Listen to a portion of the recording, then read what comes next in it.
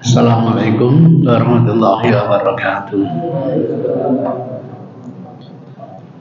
Innal hamdalillah nahmaduhu wa nasta'inuhu wa nastaghfiruh wa na'udzu billahi min shururi anfusina wa min sayyiati a'malina. May yahdihillahu fala mudilla lahu wa may yudlil fala hadiya lahu. Wa nusalli wa nusallim ala hadzal nabiyil karim wa ala alihi wa sahabatihi wa man ihtada bi hadihi ila yaumiddin. Amma ba'du. Ada pertanyaan tapi kirimannya berupa YouTube. Mohon maaf, saya hampir tidak punya kesempatan untuk membuka YouTube gitu. Satu hari ini hampir 1.200 SMS masuk. Maka oleh anak saya dibuka, selesai seminggu di-delete semua. Karena kalau nggak gitu lemet katanya. WA grupnya aja 48, termasuk siapa yang masukkan saya pasar larangan grup ini. Iya, macam-macam WA grupnya, sampai teman SD dulu itu masih ada. Padahal tamat SD itu tahun 73 saya. Masih ada, masih jalan sampai sekarang gitu. Mohon yang ngirimkan pertanyaan lewat WA di apa inti dari permasalahannya itu. Bagaimana? Tidak hadir. Gimana? Iya, ada. Bagaimana? Lah iya, coba. Maunya apa itu? Intinya itu yang ditanyakan apa? Intinya gitu.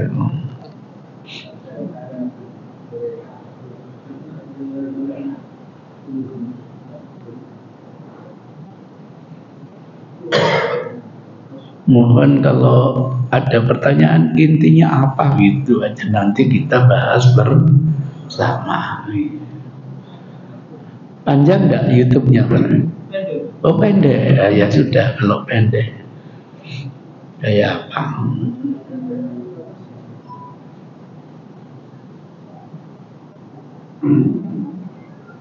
Bisa saya lihat kayak apa YouTube-nya?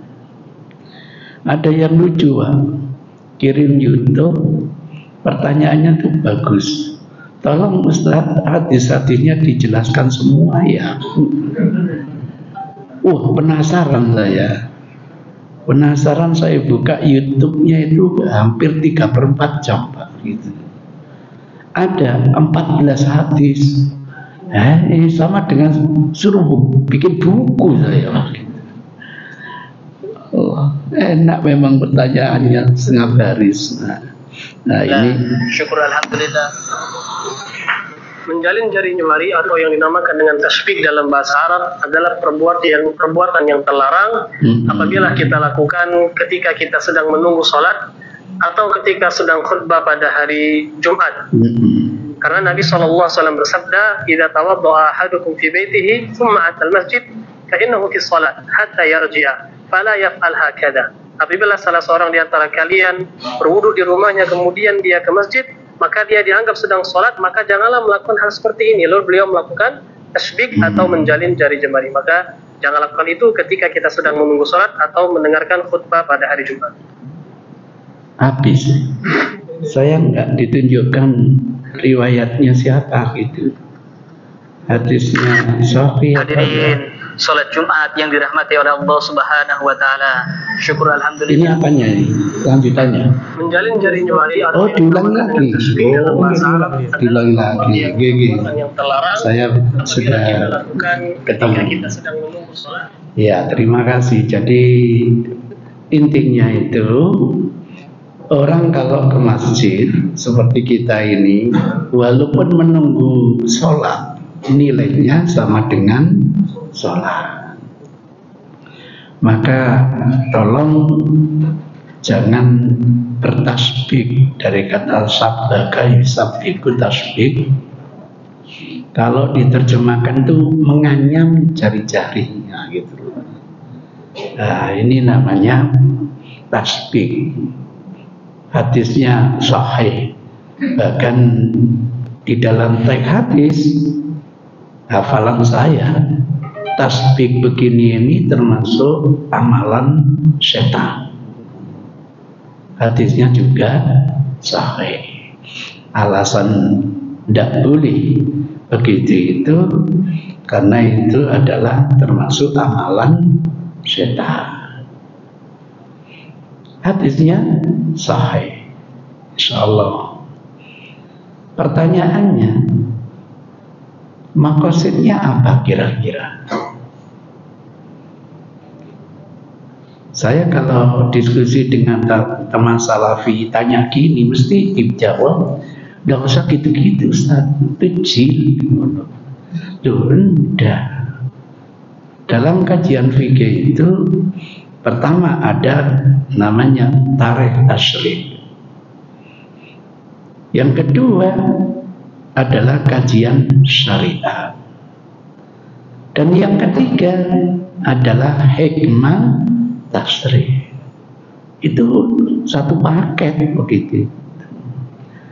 Memang hikmah tasyri' ada yang dijelaskan dalam Quran dan hadis, tapi ada yang kita ini disuruh pakai nalar. Afalata kilun, afalata tadabbarun, mencari makosidnya apa. Tidak mungkin Rasul menyuruh tanpa ada makosid. Tidak mungkin Rasul melarang tanpa ada makosid.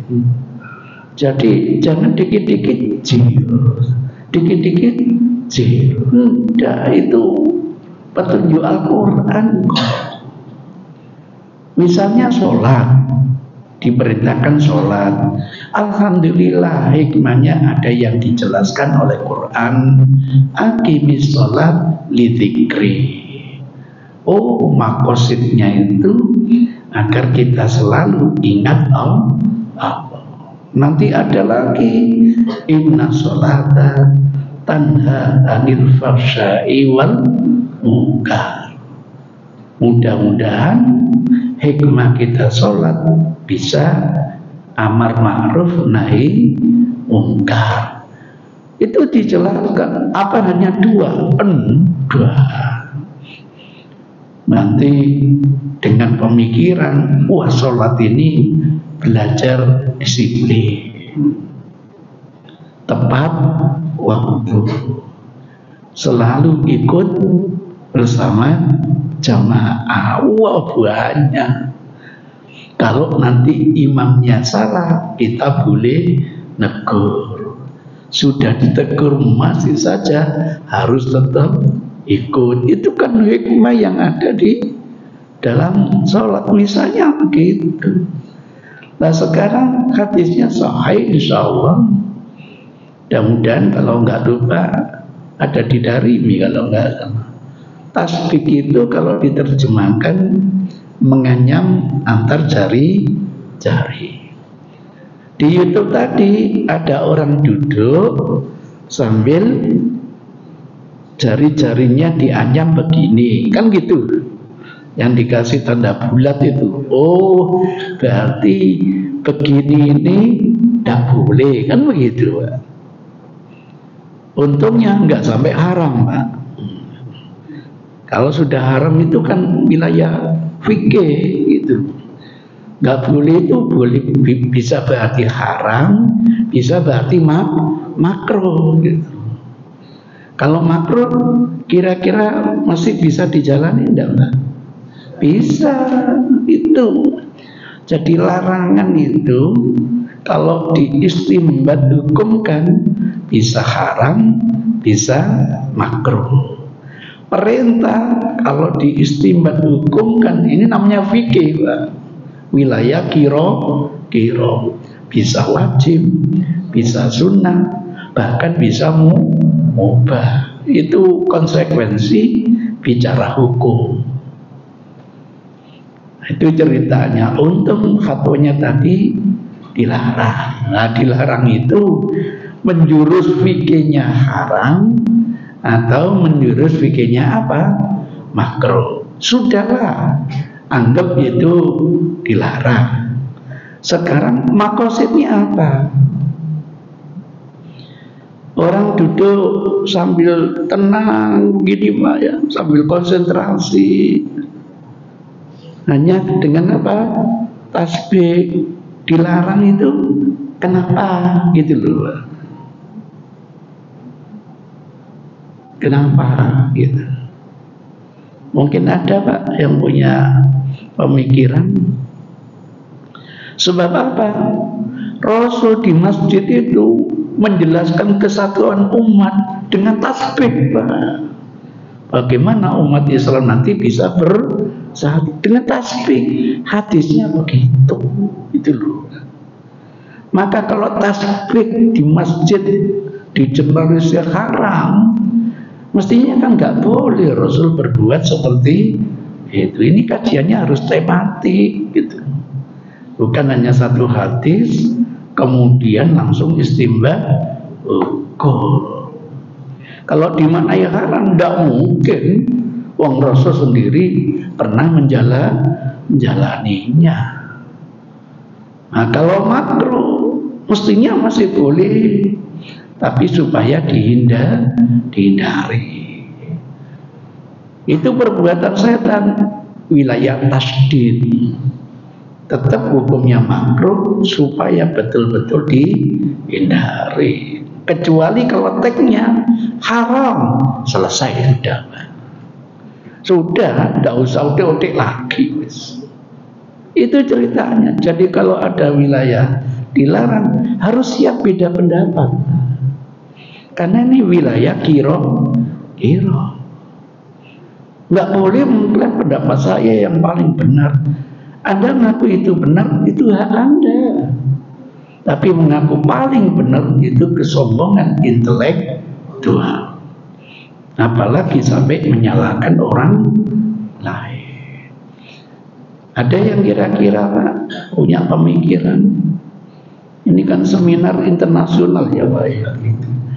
Yang besar itu berarti dari Maroko ya Pak, atau Turki Pak? Wakilnya besar biasanya dari Turki ya. Utusan Turki ada yang punya pendapat Pak. Nah ini Madura kayaknya gitu. Iya. Ada Pak kira-kira makosidnya apa? Mungkin menurunkan asrani itu kalau berdoa kan jadi bagaimana Pak? Apa itu nanti menurunkan orang Nasrani yang berdoa lagi. Oh, orang Nasrani itu kalau berdoa masa gini Pak? Ini Pak, nggak suatu, bukan tasbih Pak, nyekel. Iya. Untuk apa? Nyogrok rezeki Pak. Jadi rezeki itu jangan doa anteni lugur Pak. Kalau lugur disogrok, geruduk. Lain Pak, ini bukan tasbih. Ada yang gini. Yang kayak apa? Orang Nasrani ada di. Gak kelihatan saya. Iya, Begini. Iya. Ini tasbih Pak. Iya. Ada. Oh, baru tahu saya. Iya. Kalau gitu rahasianya jangan ikut-ikut orang Nasrani. Bisa Pak. Ada hikmahnya. Tidak mungkin Pak. Tidak ada hikmah. Sejauh saya belajar Pak, orang tasbih itu bukan sekedar tasbih Pak. Tapi duduknya itu yang namanya lututnya itu diangkat, Pak. Kemudian tolong dipraktekkan, Pak. Nah, seperti ini, Pak. Seperti ini. Jadi ada kaitan dengan duduk, Pak, bukan sekedar tasbih. Sebab kalau sekedar tasbih, Rasul sendiri menjalankan juga tasbih gitu loh, Pak. Jadi ada kaitan dengan duduk yang lututnya itu diangkat, kemudian menganyam tangan. Kalau misalnya ini terkait dengan duduk begitu, ada masalah enggak, Pak? Ada masalah enggak, Pak? Ya masalah besar, Pak. Dengan catatan kami sampean itu kayak sarungan, nggak pakai celana dalam, adik sarungan cekak gitu. Nanti dalam hadis yang lain rawan kemaluan itu kelihatan. Ada maksudnya. Sampeyan praktekan sarungan cekak, marungono angkat lututnya, walaupun sampai tutupi dengan tasbih, ketok apa tidak? Loh, iya. Dan di teks hadis itu muncul, Pak. Karena kemaluan itu rawan kelihatan muncul kok, hikmahnya muncul. Saya dapat YouTube, Pak. Tapi ini yang mempraktekkan orang Arab. Orang ini sudah pakai gamis, tapi sebenarnya menurut saya bukan gamis, Pak, long dress gitu. Sudah pakai long dress, pakai celana, Pak. Terus duduk dengan tasbih. Ada dikasih hadis, tidak boleh duduk seperti ini. Ini berarti memahaminya hanya teks doang. Lah nek wis pakai celana dalam, apa maneh pakai long dress, Pak, apalagi ditambah dengan celana. Mbok sampean ini gak ketok gak gitu. Kelihatan enggak kira-kira? Itu saya sampai guyu kepingkel-pingkel saya. Iki yo jadi hadisnya benar, memahami hadisnya yang bermasalah. Nah, kalau sudah berubah ilahnya, hukumnya jadi berubah. Itu kalau bicara hukum begitu, Pak. Sekali lagi, jangan dikit-dikit kecil, enggak. Ini ajaran Islam yang namanya fikih. Istimbat hukum, berupaya mencari. Di antaranya adalah pesan moralnya itu apa. Kok sampai tidak boleh itu. Saya amati, Pak, orang yang ditunjukkan tadi duduk anten orangnya, Pak, gitu. Kelihatannya itu kan khusyuk gitu. Umpamanya nek ngene merem cetak-cedut. Sing bermasalah cetak-cedut gitu. Nanti mengganggu orang lain. Jadi harus dicari begitunya gitu. Itu ceritanya. Ya mudah-mudahan nanti yang tanya bisa lewat YouTube-nya ya, Pak. Ya. Iya, mungkin beliau sedang berhalangan. Takut hakikat teko. Mungkin sedang halangan. Jadi begitu kira-kira gambarannya itu. Oh, ini bukan hanya bicara tasbih, tapi duduk sambil bertasbih. Duduk apa? Duduk yang lututnya diangkat. Kata Rasul, rawan kemaluan kelihatan orang. Hadis itu. Hadis. Mudah-mudahan nanti saya temukan. Dulu pernah baca itu, oh nggak boleh duduk kayak gitu. Itu kata Rasul, makosidnya rawan kelihatan kemaluan. Maka kalau sudah pakai celana dalam, sudah pakai celana panjang, sudah pakai long dress, ya masih ngono ya gak ketok bro, ndak bakal kelihatan. Itu yang sering saya katakan, rata-rata teman-teman belajar hadis di Saudi itu tekstualis luar biasa, karena mereka di Mina bubukan siapa yang mau belajar dikasih ini. Mendasari awalnya tidak mau belajar.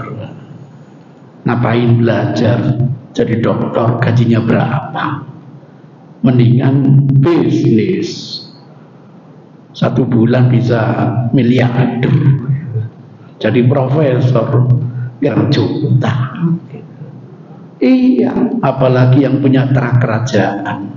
Oh nggak kerjain, oh ribet. Itu ceritanya. Nah, dengan belajar,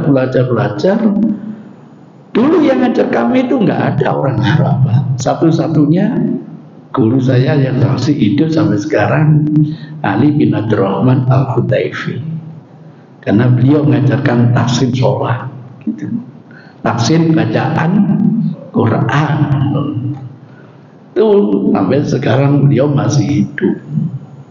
Tapi yang ngajar fikih itu selalu dosen dari Mesir, karena Mesir itu dulu pewaris pemikiran Imam Syafi'i. Maka sekali lagi lain nanti sampai oriented hadis dengan oriented fikih. Kalau bicara hukum mestinya ya dengan orientif fikih. Tidak bisa baca hadis, pokoknya hadis ini berlaku. Tidak bisa, nanti ada hukum yang berubah karena adanya perubahan ilah. Oh, tidak boleh duduk gitu karena rawan kelihatan apa? Kemaluan. Maka kalau kondisinya sudah pakaian seperti itu, sampai mekangkang pun gak ketok, ya gak apa-apa. Saya khawatir nanti ada yang tidurnya kakinya di atas, ada sarungnya cekak, waduh, gimana? Itu ceritanya. Untungnya kita dibimbing kalau tidur itu agar pada lambung sisi kanannya adik turune ngene terus sikile mendukur sarungi cekak wasalam, nah gitu. Jadi begitu ceritanya. Sampai sekarang itu mohon maaf saya kok belum pernah mendapatkan ya bahasa hadisnya celana dalam itu apa Pak gitu. Iya, belum pernah dapat saya. Apa gitu? Ada yang pakai celana dalam sini? Ada. Bid'ah. Enggak pernah ada contohnya ya, gitu. Iya. Monggo yang pernah baca hadis bahwa Rasul itu pakai celana dalam misalnya gitu, tolong diberitahu Pak gitu. Selama saya belajar hadis belum pernah menemukan.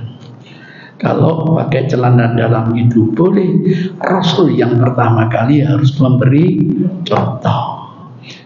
Karena tidak diberi contoh, maka berarti apa? Bid'ah. Neraka maneh.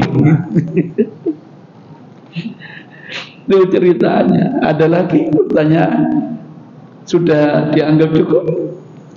Jadi sesuai dengan kajian tematik.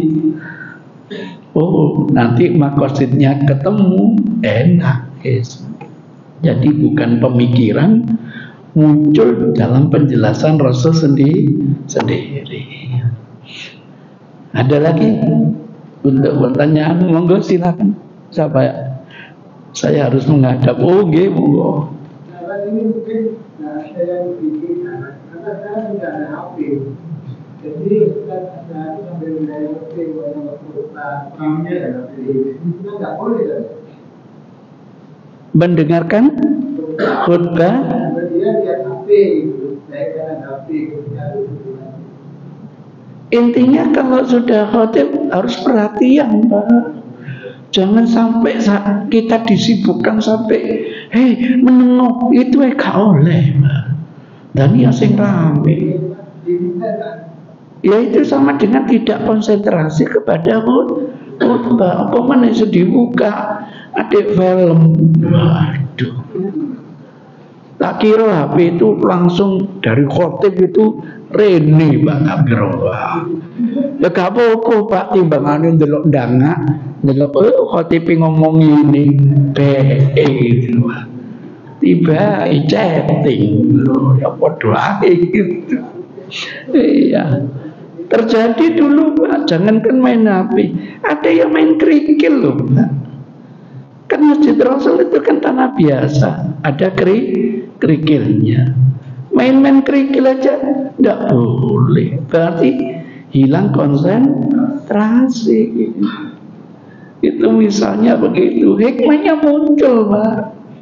Kalau khotib sudah betul-betul khutbah, maka jamaah itu harus mendengarkan. Dan khutbah ini bukan hanya didengar manusia Pak, juga didengar oleh para malaikat. Tidak tahu Jumat kemarin berapa malaikat yang datang ke masjid ini Pak. Pintunya satu, baru mungkin malaikat MC Pak. Setiap pintu itu ada malaikat untuk mencatat bonus. Nah kalau khotib sudah naik mimbar, ditutup ke bonus, ikut yastami'una dzikr. Dzikr di sini artinya khutbah. Itu nggak sembarangan ini, malah main HP. Itu ceritanya. Jadi sampai Rasul itu ojo sampai mengingatkan temannya, menengok itu diharapkan jangan.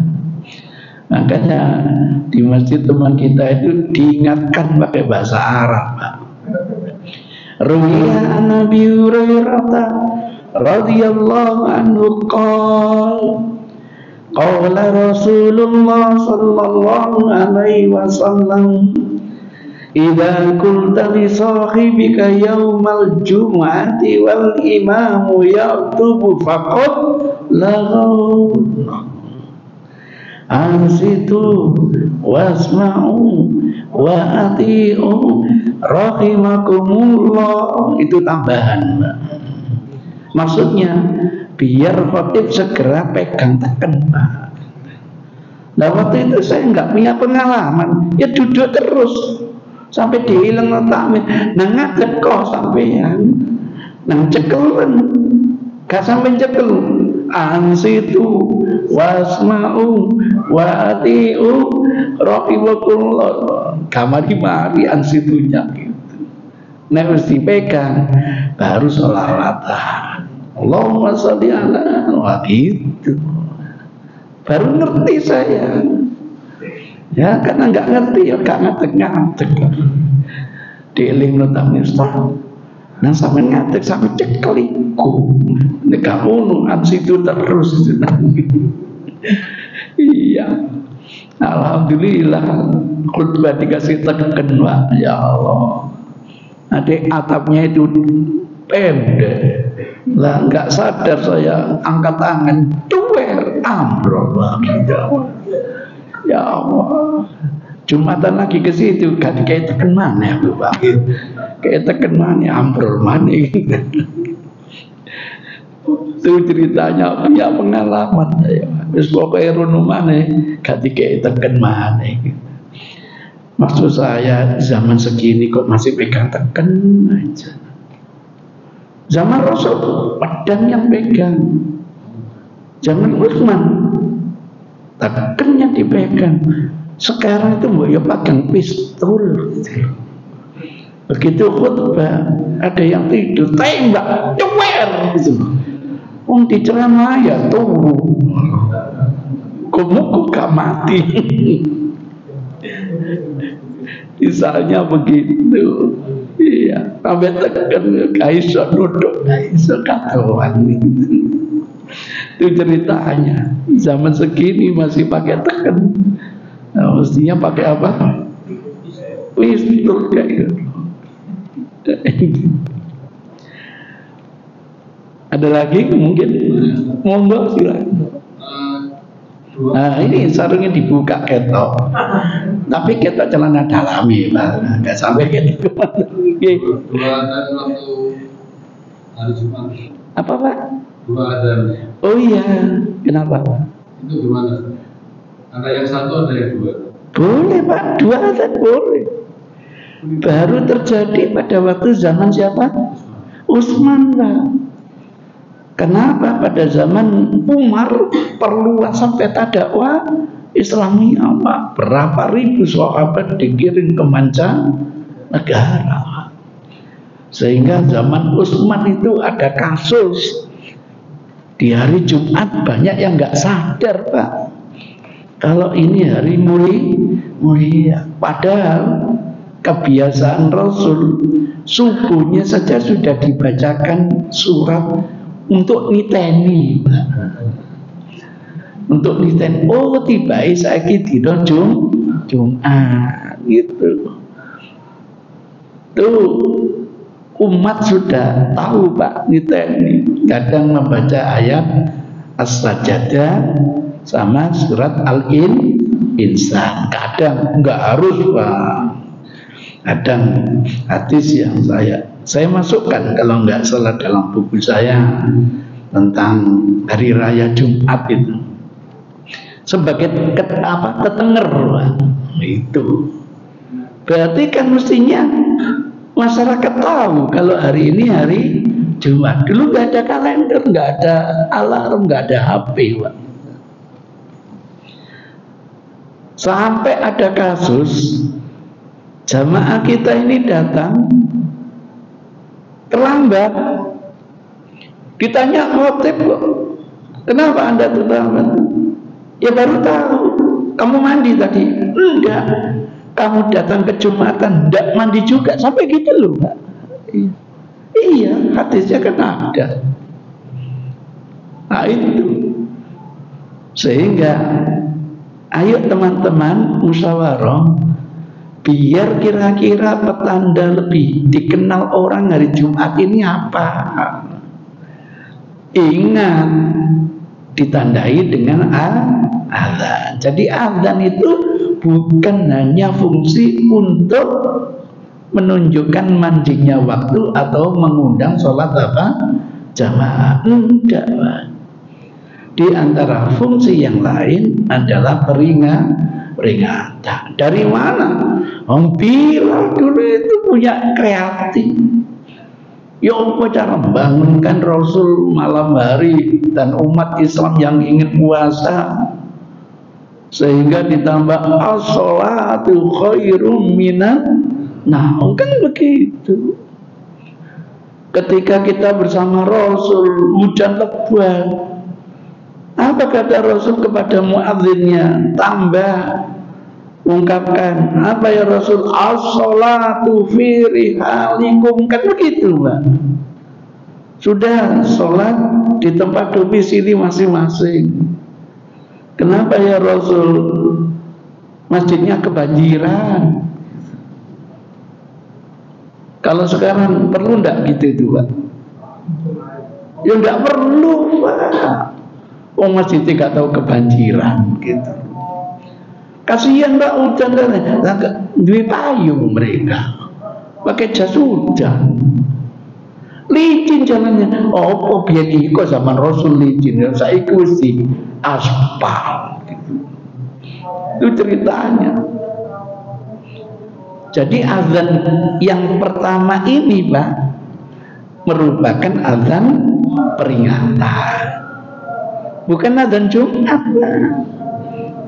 Di mana dibacakan fi zaura, di pasar Pak. Jadi azan pertama kalau bisa jangan di masjid, di Giant, Di Ramayana yang sibuk dengan bisnis, lupa kalau hari ini hari Jumat. Kapan dikumandangkannya, Pak? Ya jam 7 lah, jam 8. Biar apa? Masya Allah, iya ya Jumat, tak tutupi usaha saya. Itu aja angel loh Pak nutupi. Kati ditutup pelanggan teko maneh ngomel Pak gitu. Tak tutupi usahaku, saya ini Jumat, kata Allah, bisnis gini gak nopo-nopo dibanding Jumat. Wes pelanggan nek gelem enten ono nek gak ya golek tuku sing liya wani kaya ngono. Weman, Pak. Wadik pelanggan tetap iki. Nah, setelah nutup tokonya, mulai Pak mandi, berias, pakai wangian. Ini mau kumpul bersama umat, Pak. Kalau perlu pakaian yang bagus. Nah, kita itu merasa hanya rutinitas topen, Pak. Tidak pernah merasa Jumat itu hari raya. Nah, saya wis kok kantor gak mulai ke atas langsung ke atas. Tidak merasakan ini berhari raya. Mestinya kantor mbok yo prei dulu, Pak. Iya, hari raya. Masa Idul Fitri masuk, Pak. Nah, kalau perlu masjidnya ini dikasih bukhor, dikasih wewangian. Saya pernah datang ke masjid sampai wahing-wahing, nyegrok gitu. Tapi ketika di Kalimantan, di LNG, enak. Kata koi, pakai apa dibayar? Ini Ustaz, enak. Iya, enak Ustaz itu. Murah lagi Ustaz. Beli di mana? Di Surabaya. Loh, wong aku orang Surabaya malah karo gitu. Itu ceritanya begitu. Suasananya memang suasana berkumpul bersama umat. Begitu, Pak. Maka kalau azan peringatannya, mohon maaf, 5 menit sebelum anjing, ya tidak ada manfaatnya, Pak. Tidak ada manfaatnya. Kapan nutup usahanya? Kapan mulainya?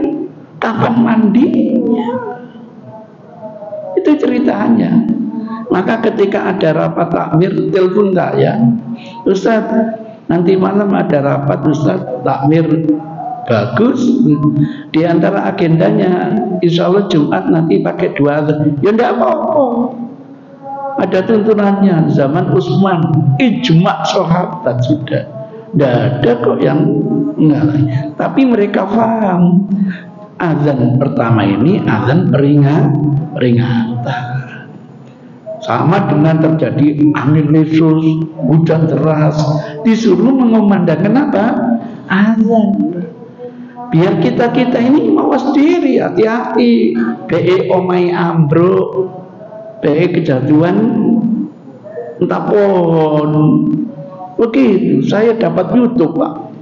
Terjadi angin lesus, angin bahorok itu. Dikumandangkan azan, reda tiba-tiba. Loh, ya pinter angin ya, Pak. Dikumandangkan azan bisa reda gini. Dapat saya, oh pinter angin ini ngono gitu. Jadi itu azan peringatan. Azan yang sebenarnya ketika khotib naik mimbar, begitu. Boleh, saya nggak melarang, saya hanya nyarankan karena fungsinya peringatan biar makosidnya itu ngena, azannya itu jangan dekat-dekat dengan mancingnya waktu sholat Jumat. Kasihlah durasi 3 jam, 4 jam.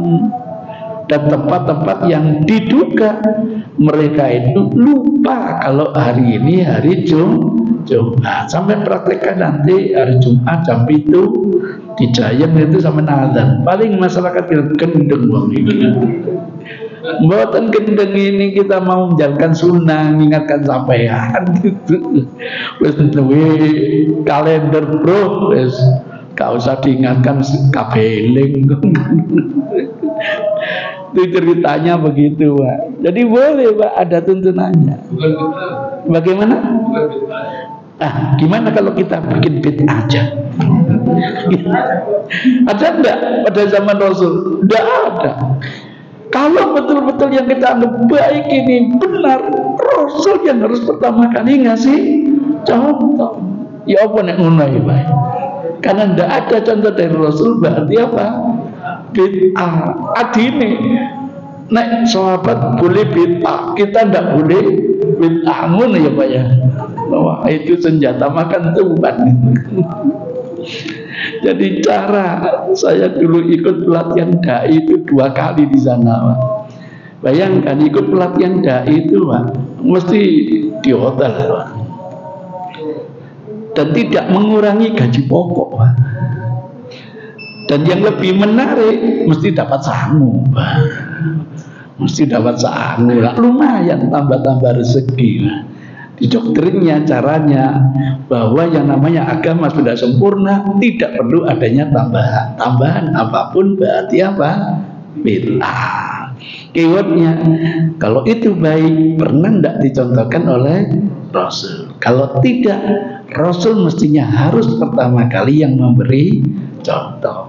Kalau gitu, itu termasuk yang diada-adakan. Yang diada-adakan berarti bid'ah. Semua yang bid'ah tempatnya di enak, singkat Islam. Terima kasih. Assalamualaikum warahmatullahi wabarakatuh.